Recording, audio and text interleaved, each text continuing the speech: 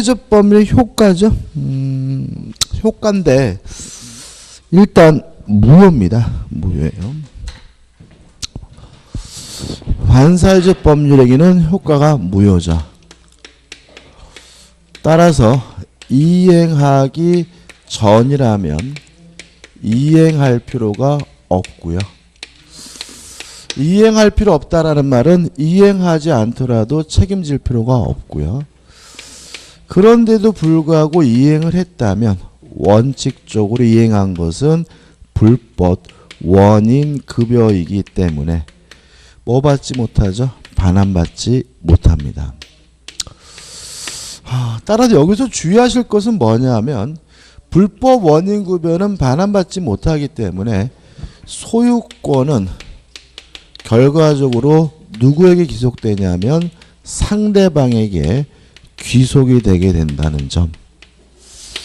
따라서 상대방이 처분했을 때 제3자는 선이든 악이든 묻지 않고 항상 소유권을 가질 수 있다는 점.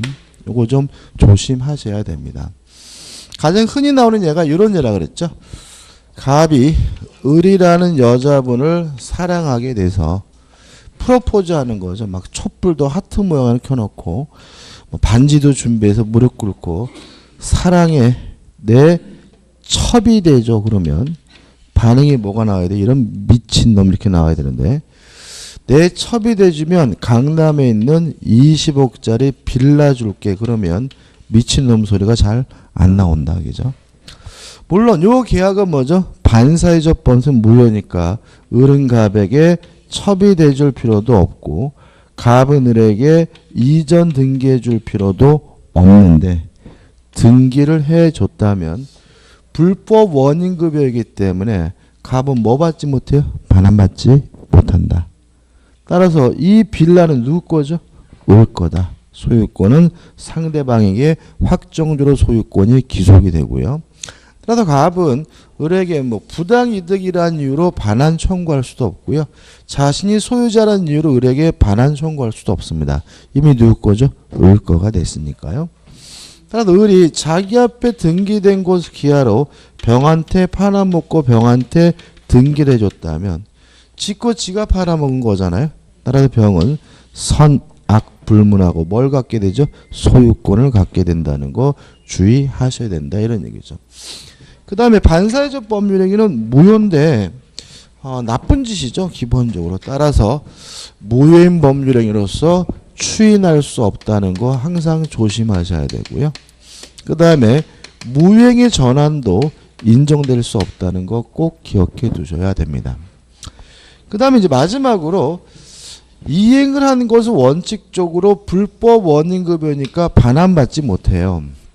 다만 두 당사자 중에서 불법 없는 당사자, 일반적으로 피해자를 의미하게 되는데 이 사람은 뭐 받을 수 있냐면 반환받을 수 있다는 거 꼭 기억해 두셔야 된다.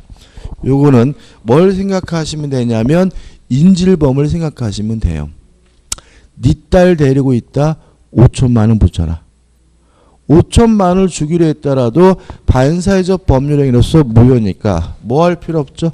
줄 필요가 없는 거죠. 근데 딸을 죽이겠다고 하니까 뭐예요? 붙였어요. 그러고 나서 범인을 잡았다면 그때 준 5천만 원 뭐 할 수 있어요? 돌려받을 수가 있겠죠. 왜냐하면 불법 없는 당사자 피해자는 뭐 받을 수 있죠? 반환받을 수 있다는 것까지 꼭 기억해 두시기 바랍니다.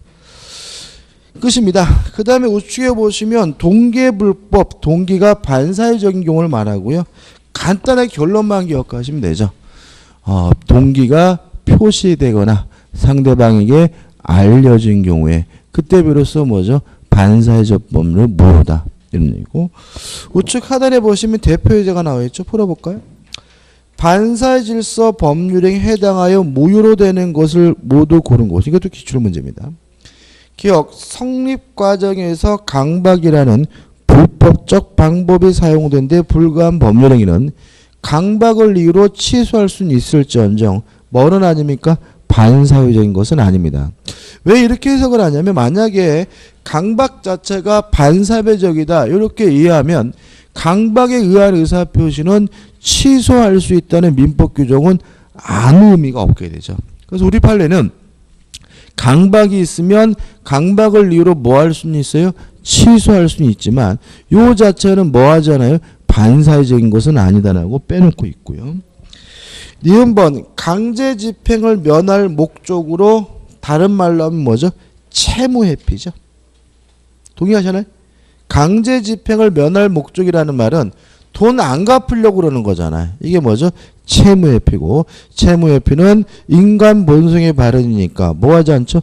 반사회적이지 않죠. 1번 양도소득세를 회피할 목적으로 세금 회피죠. 세금 회피도 인간 본성의 발현이니까 뭐 하잖아요? 반사회적이지 않죠.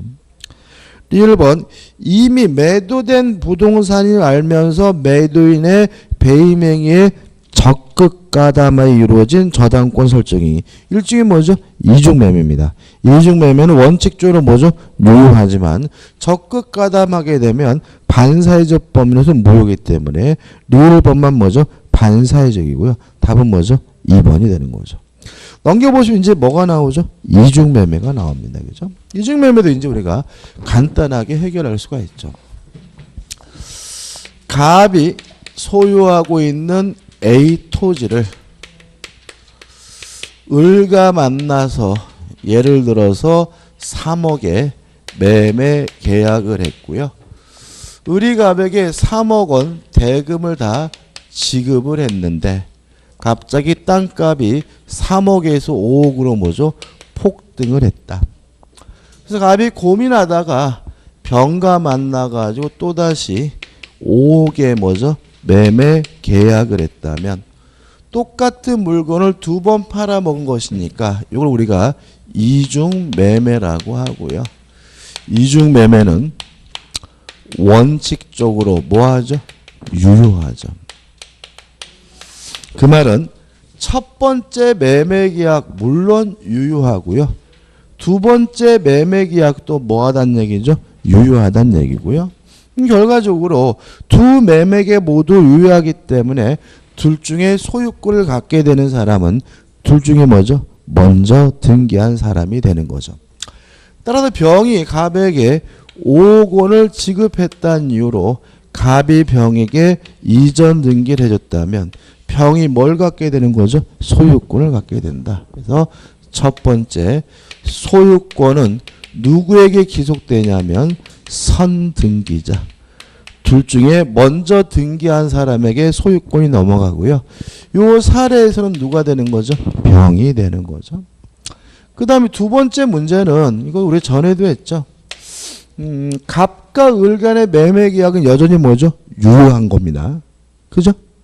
그죠? 그렇지만 갑이 병한테 팔아먹어서 더 이상 등기를 못 해주게 된 거죠. 후발적 불능이죠. 그죠? 갑에게 뭐가 있어요? 고의가 있죠. 그래서 뭐가 되는 거야? 아까 채무불이행이 되는 거죠. 그래서 을은 갑과의 매매 계약을 채무불이행, 이행불능을 이유로요. 채고 없이 바로 계약을 뭐예요? 해제를 하고 을은 갑에게 원상회복을 청구하고 무엇을 청구합니까? 손해배상을 청구하게 됩니다. 이해되시죠? 물론 원상회복해야 될 것이 금전이면 반드시 뭘 붙여요? 이자를 붙인다. 기억나시죠? 그죠? 따라서 을은 갑에게 원상회복 차원에서 3억을 돌려받는데 3억 플러스 알파 이자 붙여서 돌려받게 되고 이자는 연 5%입니다. 그 다음에 손해배상을 청구하는데 여기서 손해는 뭐냐면 이행이익이 손해예요. 다시 말하면 갑이 을에게 정상적으로 이행했으면 을이 얻을 수 있는 이익이 뭐죠? 손해입니다. 얼마 벌 수 있었죠? 2억. 따라서 2억은 손해배상조로 청구하게 되는 거죠. 그럼 결국 갑이 병한테 5억을 받고 팔아먹더라도 5억 다 누구한테 줘야 돼요? 을한테. 거기다가 3억에다 뭐까지 붙여서요? 이자까지 붙여서요. 그리고 갑은 깜빵 갑니다. 배임죄로 뭐 받냐면 형사처벌을 받게 됩니다. 누누이 말씀드리지만 유효라는 말은 할 수 있다는 말이 아닙니다. 유효라는 말은 뭐예요? 책임을 져야 된다는 말입니다. 이중매매는 원칙적으로 뭐예요? 유효합니다. 따라서 매도인은 반드시 뭘 져야 돼요? 책임을 져야 돼요. 어떻게 책임을 지느냐? 등기해 준 사람에게는 소유권을 넘겨줌으로써 책임을 지고요. 등기를 못해 준 사람에게는 이행물능, 채무불이행 책임을 져야 된다는 의미에서 이중매매는 뭐예요? 유효하다는 얘기지. 결코 뭐예요? 할 수 있다는 말은 아님을 잊지 마시기 바랍니다. 항상 뭐죠? 책임이죠. 항상 유효하냐? 그건 아니죠. 예외적으로 무효가 되는 경우가 있습니다. 언제 예외적으로 무효가 되냐면 제2매수인, 두 번째 산 사람이 아는 것을 넘어서 적극 가담하게 되면 이때는 반사회적 법률행위로서 무효라는 것이 우리 판례 입장이에요. 그러면 이중매매가 반사회적 법률행위로서 무효가 되기 위해서는 뭐 해야 됩니까? 적극 가담해야 되잖아요. 그죠? 따라서 원칙적으로 유효하다는 말은 제2매수인이 선이든 악이든 묻지 않고 뭐하다는 얘기죠? 유효하다는 것을 깔고 있는 거죠. 다시 말하면 병은 선악불문하고 뭘 가질 수 있어요? 소유권을 가질 수 있어요. 다만 아는 것을 넘어서 뭐예요? 적극 가담하면 이때 비로소 뭐죠? 반사회적 범죄 무효인 거죠. 뭐 이런 얘기입니다. 갑이 병한테 와서 사라고 하길래 이미 을에게 팔았다는 사실을 알면서 샀다면 병은 뭘 가져요? 소유권을 가져요. 근데 갑이 고민하고 있길래 병이 갑한테 가서 적극적으로 뭐죠? 꼬셔가지고 야 그거 뭐하러 을한테 등기해줘. 나한테 5억에 팔어. 지가 뭐죠? 적극적으로 권유해서 샀다면 이때는 반사회적 법률에서 무효이기 때문에 병은 뭘 갖지 못하는 거죠? 소유권을 갖지 못한다. 이런 취지가 되는 거죠. 그러면 첫 번째 소유권은 누구에게 있다는 얘기죠? 갑에게 있다는 얘기죠. 다시 말하면 갑과 병 간의 매매가 병이 적극 가담했다는 이유로 반사회적이라는 이유로 무효면 무엇도 무효죠? 등기도 무효니까 누구 거죠? 갑 거가 되는 거죠.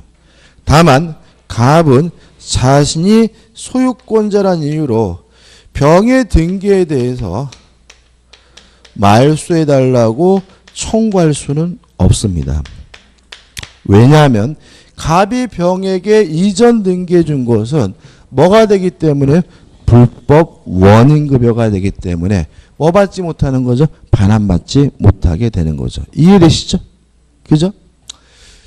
그 다음에 갑은 말소를 청구할 수 없지만 제1매수인은 병의 등기에 대해서 말소를 청구할 수가 있는데 항상 조심할 것은 직접 말소해달라고 청구할 수는 없고 어떻게 해야 되는 거죠? 갑을 대의해서 갑을 통해서만 병의 등기에 대해서 말소를 청구하는 것이 뭐죠? 가능한 거죠. 이것도 우리가 수태 많이 했죠. 그죠? 우리 갑과 매매 계약을 하고 매매 대금을 지급했다면 이전 등기해달라고 요구할 수 있는 뭐만 있는 상태요? 채권만 있는 상태고 채권은 특정한 사람에게만 주장할 수 있는 상대권이니까 누구한테만 주장해야 돼요? 갑한테. 병한테 주장하면 뭐죠? 뒤지게 맞는다. 따라서 을이 병에게 직접 말소해달라고 청구할 수는 없고요. 갑을 어떻게 해요? 통해서 갑을 대회에서만 병의 등기에 대해서 말소를 청구할 수가 있고요. 마지막 하나 추가할 것은 뭐냐면 이중매매를 사해행위란 이유로 취소할 수는 없다는 거는 또 꼭 기억해 두셔야 돼요. 사행위가 뭐죠? 채무자가 돈을 갚기 싫어서 재산을 도피시키는 행위를 뭐라 그래요? 사해행위라고 하거든요. 근데 이 사해행위를 이유로 채권자가 취소하려면 우리 판례에 따른다면 금전 채권자야 돼. 누구만요? 금전 채권자만이 사행이란 이유로 채무자 행위를 뭐 할 수 있어요? 취소할 수 있습니다. 을은 갑과 매매 계약을 하고 이전 등기해달라고 요구할 수 있는 뭐이긴 해요? 채권자이긴 하죠.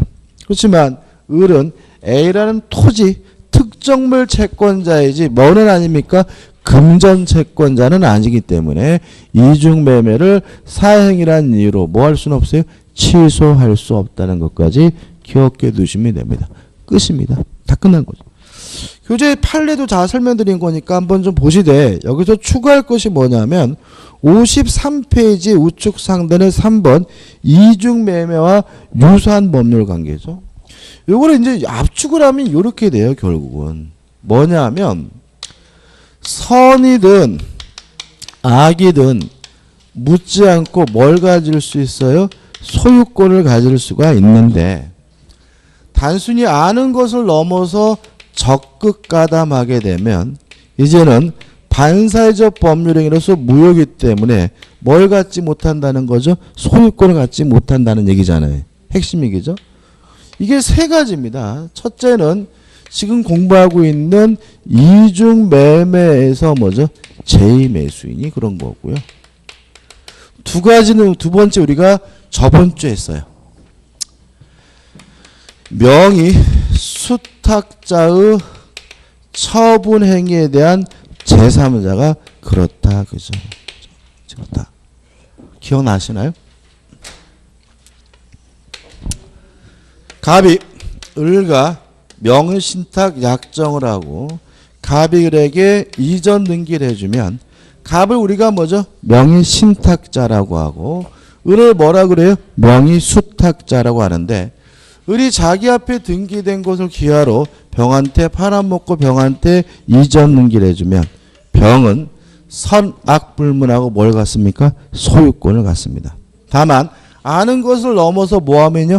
적극 가담하면 을과 병 간의 매매가 반사회적 법률에서 무효가 되기 때문에 병은 뭘 갖지 못해요? 소유권을 갖지 못합니다. 이해되시죠? 기억나시죠? 그죠? 꼭 기억해 두셔야 되고. 세 번째는 뭐냐면 취득시효 완성후죠.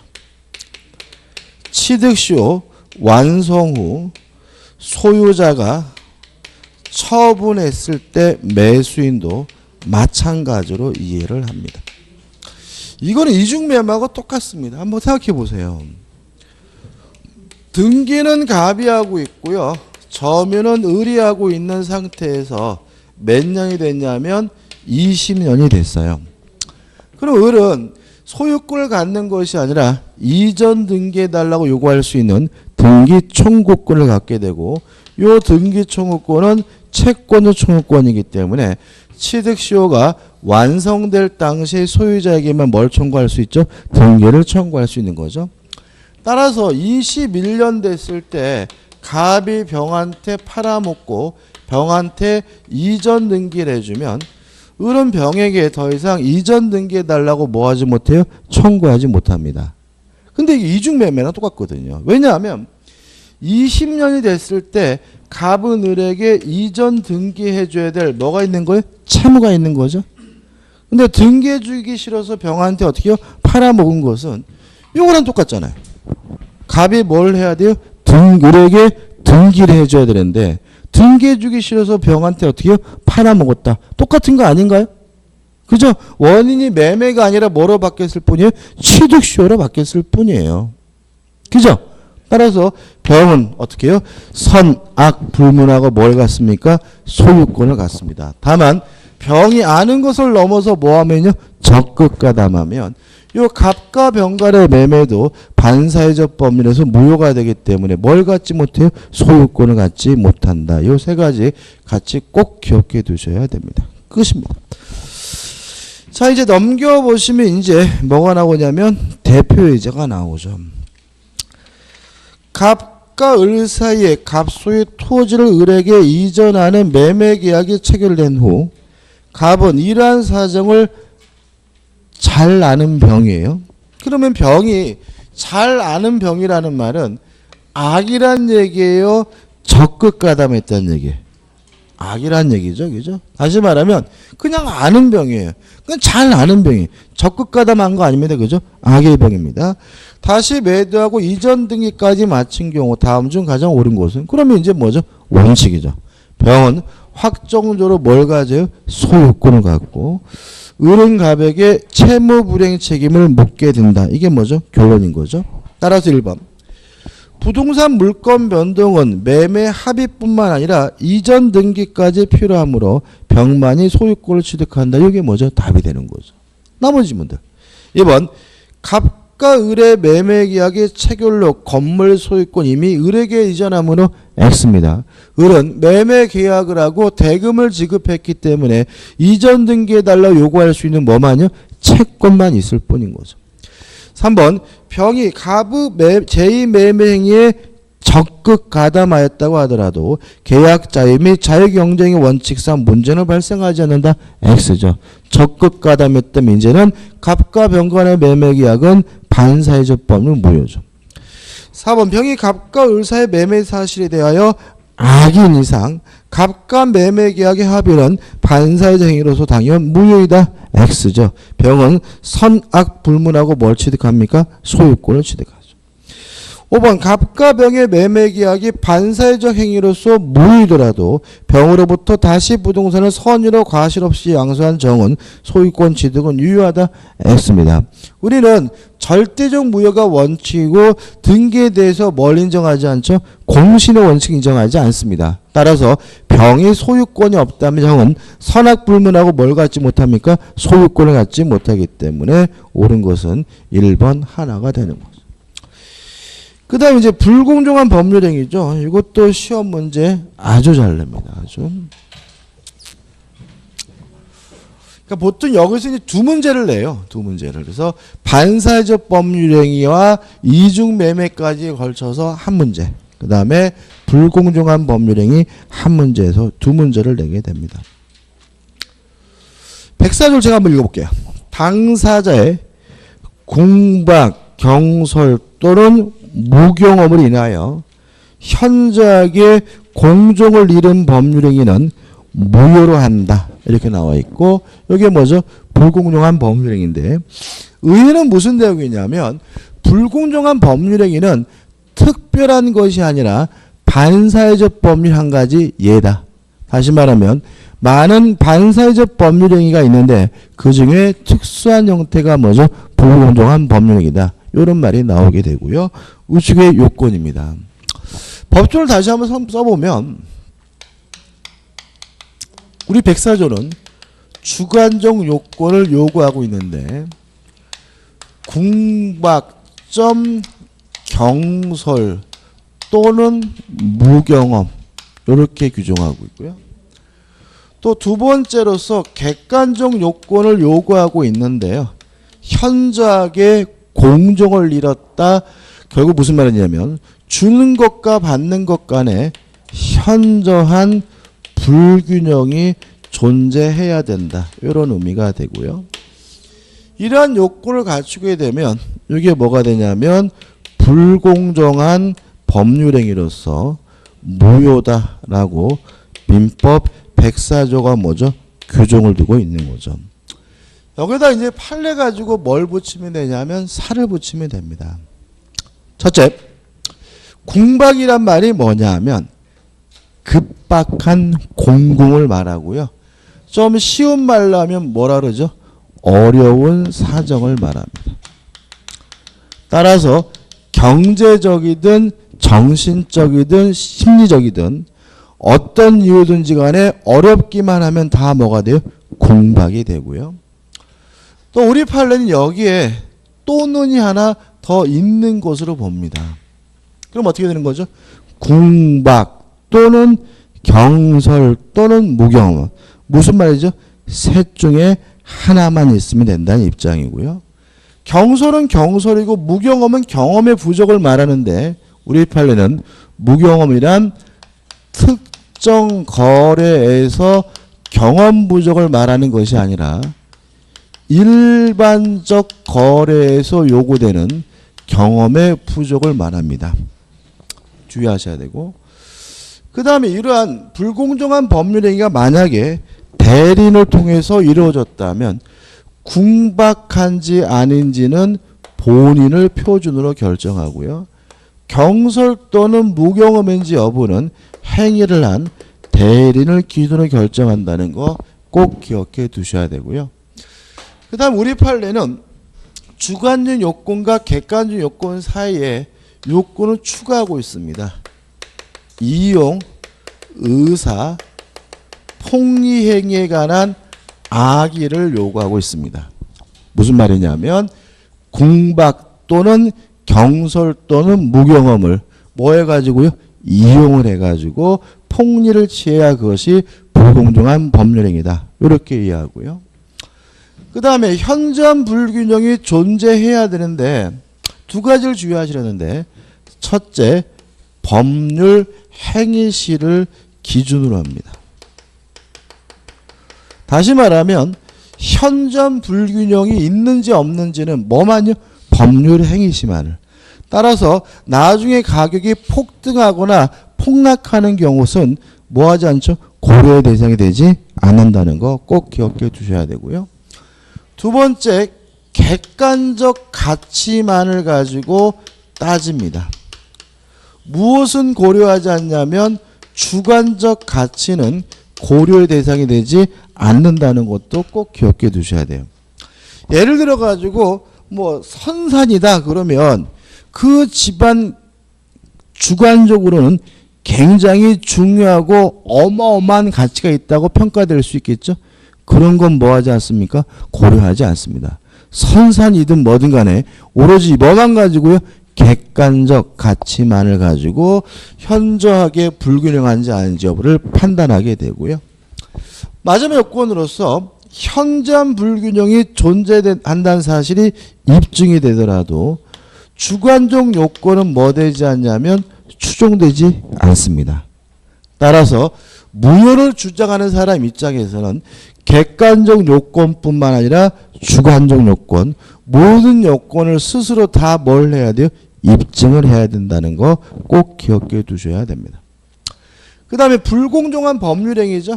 따라서 법률행위에만 적용됩니다. 계약과 단독행위에는 적용이 되지만 법원에서 하는 경매의 경우에는 적용될 수가 없다. 불공정하다는 이유로 무효가 될 수는 없다는 것이 우리 판례 입장이고요. 항상 조심할 것은 계약 중에서 제외되는 게 있죠.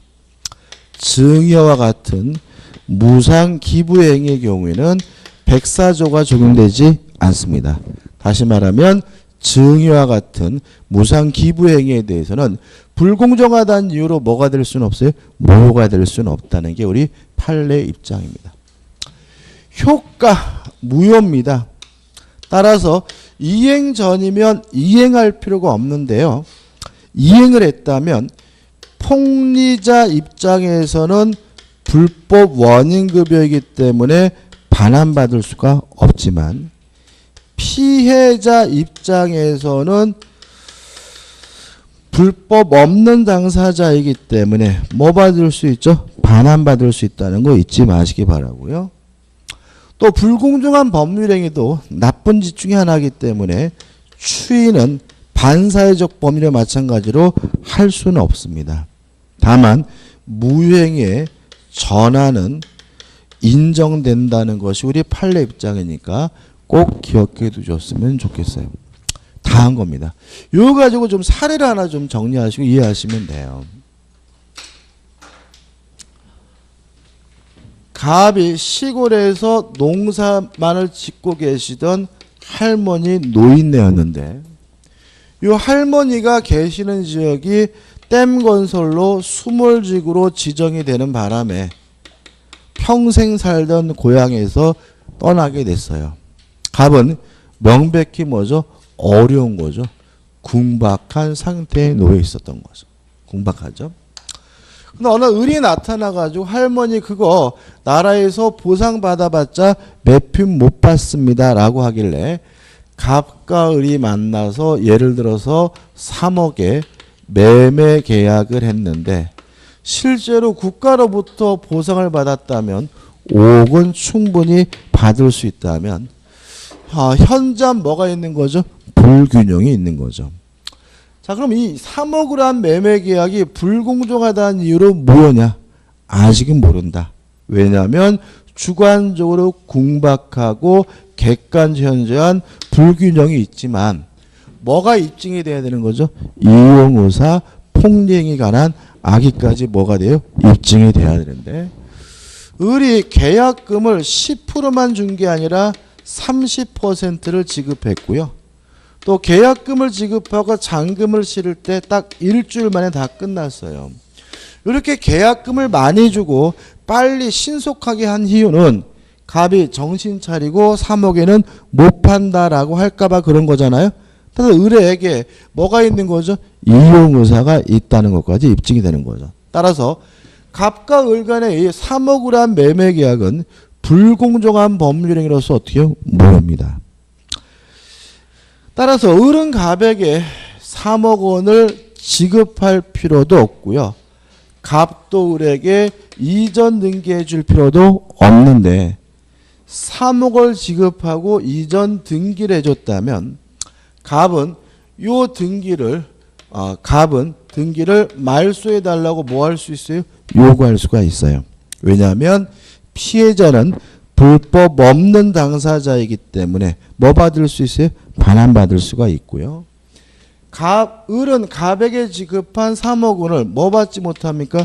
돌려받지 못해요. 왜냐하면 을이 지급한 3억 원은 폭리자가 지급한 것은 불법 원인급여이기 때문에 뭐 받지 못합니까? 반환받지 못한다. 그러면 갑에게 얼마의 꽁돈이 생기죠? 3억 원의 꽁돈이 생기게 된다. 까지 이해하셔야 되고 그래서 오히려 할머니가 더 뭐일 수도 있어요? 고수일 수도 있다. 라는 것까지 이해하셔야 되겠죠. 동의하시죠? 그죠? 꼭 이해하셔야 되고 그 다음에 마지막으로 이런 문제입니다. 아직 돈 안 줬어요. 등기를 안 해줬는데 이 할머니가 등기를 못 해주겠다고 방방 떠요. 그래서 을이 갑한테 물어본 거죠. 그러면 3억에는 팔기 싫으시다면 얼마면 파실 건데 그랬더니 5억은 받아야 되겠대요. 그러면 3억짜리 매매 계약이 5억짜리로 전환돼서 뭐 할 수 있습니까? 유효할 수가 있는 거죠. 다시 말하면 무엇은 인정이 됩니까? 전환은 인정된다는 것까지 꼭 기억해 두시기 바랍니다. 끝입니다. 교재 내용도 그러한 내용이니까 한번 꼭 읽어보셔야 되고요. 정리하는 의미에서 문제 한번 풀어볼게요. 57페이지 하단에 보시면 뭐가 나옵니까? 대표 예제가 나오고 있죠.